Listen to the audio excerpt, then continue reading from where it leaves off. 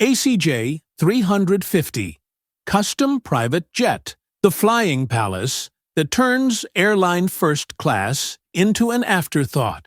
Give me a few minutes and I'll show you why the ACJ350 isn't just a bigger private jet, but an entirely different category of travel. A wide-body flying residence that can stay in the air for nearly a full day and still let you step off feeling like you're arriving, not recovering. By the end of this video, you'll know what makes the ACJ350 so different from the smaller Gulfstreams and Falcons you see on Instagram, what a real-world ultra-long-haul day inside one actually feels like, and how the money math changes when your jet is basically a custom Airbus A350 turned into a private hotel. Listen carefully. Once you understand how this airplane trades square meters for stress, you'll never look at regular first class the same way again. Big picture. What the ACJ350 actually is. At its core, the ACJ350 is a corporate jet version of the Airbus A350 long-haul airliner, the same platform flying some of the world's longest routes. But instead of carrying 300 people in economy, business, and first, the ACJ350 is reimagined to carry around 20 to 25 passengers in a space that feels closer to a boutique hotel than an airplane. You're working with roughly 270 square meters of flat cabin floor to play with. That's more interior space than many city apartments stacked together, and far more than any traditional business jet. The fuselage is wide enough for multiple rows of real furniture, tall enough for most people to walk normally without ducking, and long enough to divide into separate wings of your own home. A full master suite, a conference and dining room, a cinema, a wellness area, guest suites, and still more. Underneath that calm interior, the airplane is pure long-range machine. Two Rolls Royce Trent XWB engines push out tens of thousands of pounds of thrust each, moving a carbon fiber-rich airframe designed from the start for efficiency and comfort on ultra-long-haul missions. Cruise speed sits around Mach 0.85, top cruise can nudge higher on schedule pressure days, and the jet can cover over 11,000 nautical miles, with a VIP interior and additional tanks, meaning routes like Los Angeles, Sydney, New York, Singapore, Dubai, New York, London, Auckland can be flown without refueling when planned correctly. In other words, this isn't about hopping from one meeting to the next. This is about shrinking the map so much that entire continents become neighbors. Stay with me, because in a moment we'll leave the brochure language and walk through what it actually feels like to live inside this much airplane for 16 to 20 hours straight. Scale you can feel. Cabin as moving residence. The first shock when you step into an ACJ350 is how quickly your brain stops registering it as an aircraft. You don't see a narrow aisle with overhead bins. You see a proper foyer. Many owners use the entry as a kind of lobby. Credenza, art, maybe a statement light installation. Doors branch off into different worlds. Forward, you might find a club-style lounge with deep sofas, a bar that doesn't feel like a gimmick, and enough open floor space that people can move around without constantly turning sideways. This is where takeoff happens, where first drinks are poured, where the vibe is set. Move aft, and the cabin opens into a formal dining and conference area. Think full-length table, real chairs that slide and swivel, sideboards for buffet-style service, and screens that disappear into the cabinetry until it's time for a presentation or a movie. 8 or 10 people can sit here, eat like adults, and sign documents without feeling like they're fighting the walls. Behind that, different owners make different choices. Some go with a cinema lounge, oversized screen, staggered sofa seating, dimmable lighting, acoustics tuned for film nights at 40,000 feet. Others prefer a more casual family room feel. gaming, kids' movies, sports streaming. The point is that you're not debating whether to recline a seat. You're deciding which room you feel like being in. Then there's the master suite. On an ACJ350, this isn't a slightly bigger seat with a privacy door. It's a literal bedroom, usually full beam, with a real bed, side tables, wardrobe space, and sometimes even a dedicated office corner that feels like a high-end study. Many layouts add a spa-style bathroom with a big shower, proper vanity, and heated flooring. Close the door, and the rest of the airplane disappears. You're in a quiet hotel room that just happens to be above the Atlantic. Further aft, you'll typically find multiple guest suites, doubles and twins that are still larger than first-class suites on a commercial airline. Everyone on board has a real space, not a compromise. No one draws the short straw. And we're still not done. There might be a wellness zone with gym equipment, stretching space, or massage table. A discreet crew rest area that lets the team rotate and keep service sharp. And sometimes a private office that feels more like a corner room in a glass tower than anything that should be attached to wings. Now, I know what you're thinking. All of this is gorgeous. But does it actually make a difference to how you feel after a 15-hour flight? In a few seconds, we'll talk about air, light, and noise, the invisible luxuries that make the ACJ350 dangerous in the best possible way. Air, light, noise, the invisible luxury. Comfort at this level isn't just about sofas and marble. It's about how your body feels at hour 10, hour 15, hour 20. The ACJ350 inherits the A350's modern cabin environment technology. The fuselage structure and systems allow a lower cabin altitude than older metal widebodies, typically around 6,000 feet instead of the 8,000-foot norm on many traditional long-haul jets. That might sound like a detail, but your head, your skin, and your ability to think clearly can feel the difference. Less pressure stress, less dehydration, less of that cotton-in-the-brain effect when you land. Air is constantly refreshed rather than endlessly recirculated, and filtration systems are designed to meet extremely high standards. Humidity is kept at a more pleasant level than the desert-dry cabins many of us grew up with, which your throat and eyes will thank you for. Then there's noise. The A350 family already has a reputation as one of the quietest twin-aisle airframes in airline service, and VIP versions push that further. Acoustic insulation, smart panel mounting, and careful routing of ducting and machinery mean that the background hum fades into something closer to white noise than a roar. That matters when you're trying to sleep, when you're trying to hear someone across the table, or when you're on hour 3 of a critical negotiation at 39,000 feet. Natural light is another weapon. Large windows along the length of the cabin bring daylight into every zone, and intelligent lighting systems can mimic sunrise, daylight, and sunset to help your body clock adapt as you cross time zones. Done right, a 16-hour leg can feel like a carefully scripted day. Bright and focused when you need to work, soft and dim when it's time to sleep. Here's the pattern interrupt.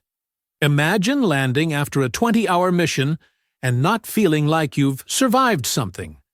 That's the ACJ350's whole personality. In a moment, I'm going to take you through a full day in this aircraft, from the car door at your home base to the moment you step into a hotel on the other side of the planet. A day in the ACJ350, turning the longest flight into a normal day. Picture this. It's late afternoon in New York. You've had meetings all day, calls that ran long, and a to-do list that refuses to die. On any normal trip, that's the moment you'd start mentally bracing for the chaos of a long commercial flight. Security lines, boarding groups, crowded lounges, a long walk to a gate, and 15 hours of trying to sleep while someone reclines into your laptop. With an ACJ350, the choreography is completely different. Your car pulls straight up to a private terminal. Bags disappear in the background. You walk a few steps, clear formalities in a quiet office instead of a crowded hall, and minutes later, you're walking up your own air stairs into your own living room. Shoes off, jacket off, phone charging on the table. Crew brings you something to drink that isn't poured into a paper cup. You take a call at the dining table while the aircraft pushes back. Takeoff feels like watching a city fade from the window of a high-rise. The climb is smooth enough that your laptop barely shifts. For the first few hours, the flight is a moving office. Decks on the big screen. Video calls on stable, high-throughput satellite internet. Decisions made with the people who matter literally across the table from you. No overhead bins slamming? No neighbors listening in? No PA announcements every 15 minutes. When you're done, you step out of work and into home. The cabin lighting softens. Dinner is plated in courses, not handed to you on a tray. The noise level never forces you to raise your voice. Conversation keeps flowing. Then comes the moment most people never experience on an airplane. You say goodnight, walk down a short corridor, and close the door of your bedroom. You're in a fully flat bed that never has to fold into anything. The mattress is real, the pillows are real, and the room lights dim to whatever level your body likes. Some cabins even have soft underlighting that makes midnight trips to the bathroom feel like normal life, not an obstacle course. You sleep, not a nervous doze. Real, deep sleep. 6, 7, maybe 8 hours, depending on the schedule. When you wake up, the cabin is already in morning mode. The lighting has shifted. Shades are up in the lounge. Breakfast smells like a hotel restaurant, not reheated plastic. You shower, change, and step back into the day as if you'd simply teleported time zones. By the time you land in Singapore, Sydney, or wherever your map demands, you're not broken. You're refreshed enough to actually use the day. That is the most dangerous part of this jet. It doesn't just move you, it preserves you. In a few seconds, we'll talk about the number everybody whispers about, the cost. Because yes, this much airplane comes with a price tag that sounds like a lottery headline. Money talk. Acquisition, completion, and hourly reality. Let's be honest, the ACJ350 is not a first jet. This is the aircraft for someone who has probably already owned smaller business jets and decided that the bottleneck is no longer access, but comfort and capacity at extreme range. Start with acquisition. A green, unfitted A350 class airframe alone sits deep into 9-figure territory. Once you move into the ACJ350 world, configure the structure, and then hand it over to a top-tier completion house for a fully custom VIP interior. The total investment can climb into the mid-hundreds of millions of dollars. By the time you've added bespoke materials, complex lighting, unique layouts, state-of-the-art connectivity, and maybe some security and communications features, you're looking at a number that would buy entire fleets of smaller private jets. Then there's the completion timeline. You don't just sign a contract and pick it up in a few months. A cabin of this scale, with this level of customization, often takes many months to over a year of detailed design and installation. Every surface, every seam, every hidden cable run is planned and executed like a yacht interior. Now, operating costs. This is a large, twin-engine wide-body with airline DNA. Fuel burn is measured in tons per hour, not gallons.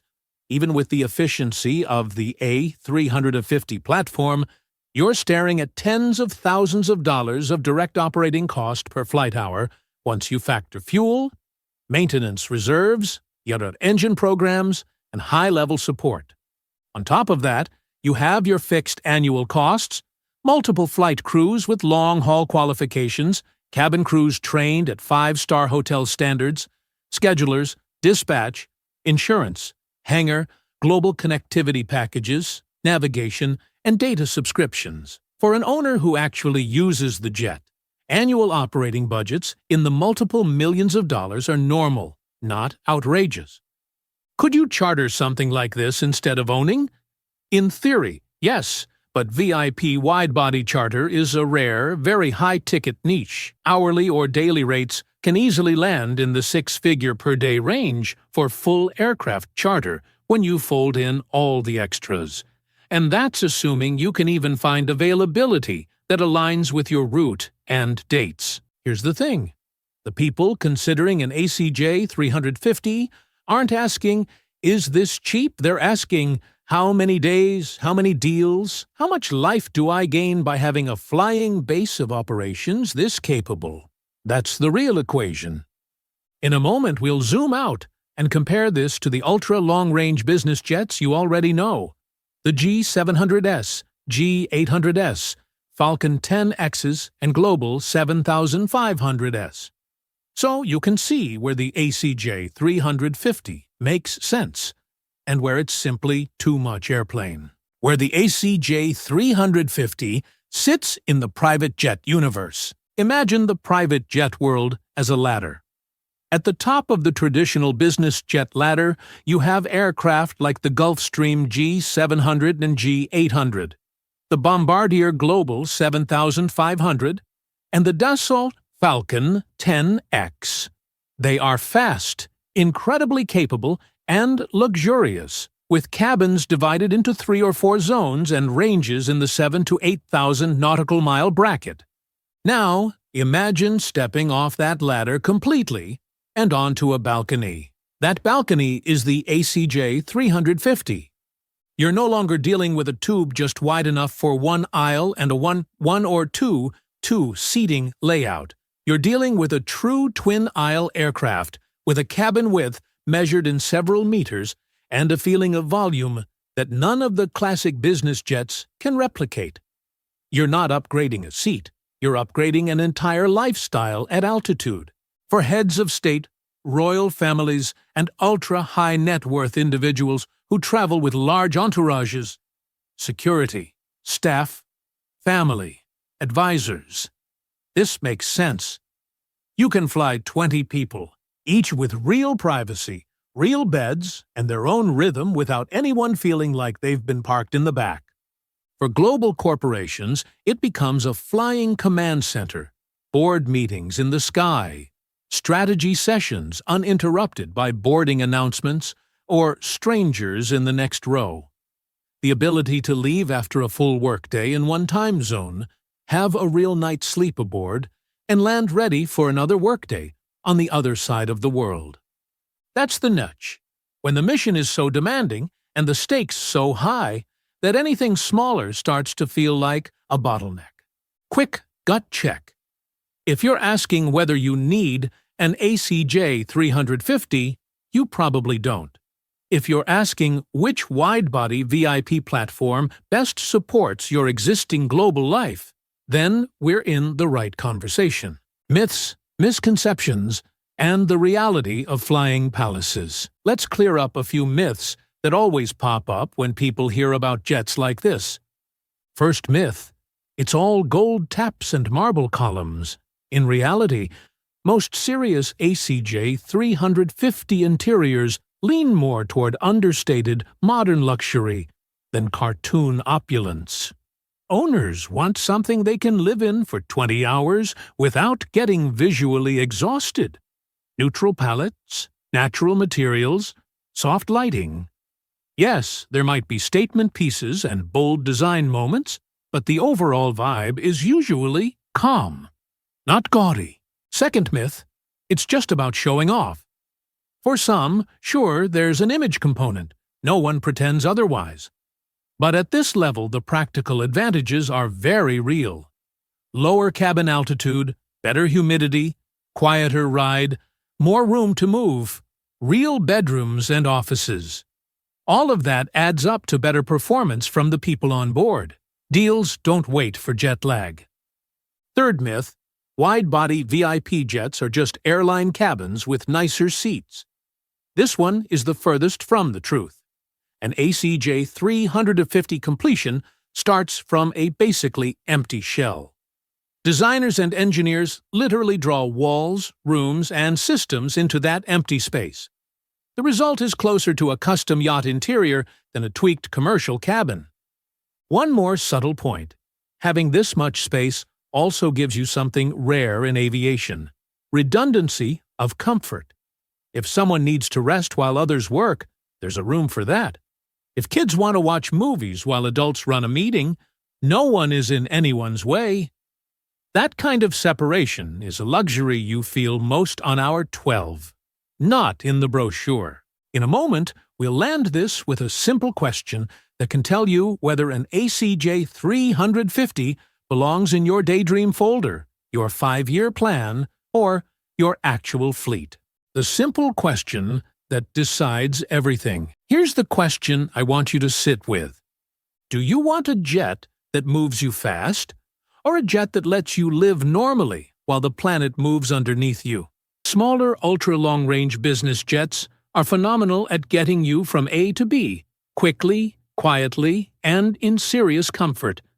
For most missions and most owners, they are more than enough.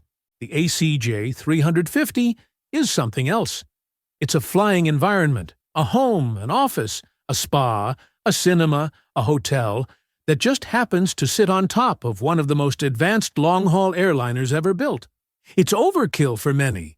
For the tiny group of people and organizations who truly need it, it's not a luxury. It's infrastructure. So here's your comment prompt. And I really want your take on this. If someone handed you the keys and said you could pick one everyday luxury, would you choose an ACJ350 level flying palace that can keep you in the air for 20 hours with real rooms? Or a smaller, ultra-long-range jet, plus an even bigger mansion on the ground? Tell me why in the comments. Best answer gets pinned, and might decide which aircraft we break down next. If this deep dive saved you hours of research, or just fueled your favorite kind of daydream, hit subscribe, tap the bell, and consider joining as a channel member for early access to build sheets, behind-the-scenes content, and polls that choose our next episode. And if this episode helped you understand the ACJ350 better, a super thanks keeps the site visits and engineering interviews rolling. First 5 supporters get a shout-out in the next premiere. You've got the range, the cabin, and the money reality. Now pick your next deep dive on the end screen. A full interior walkthrough of the ACJ350 concept layouts, or a head-to-head between this flying palace and the latest ultra-long-range business jets. Your click decides what we publish next.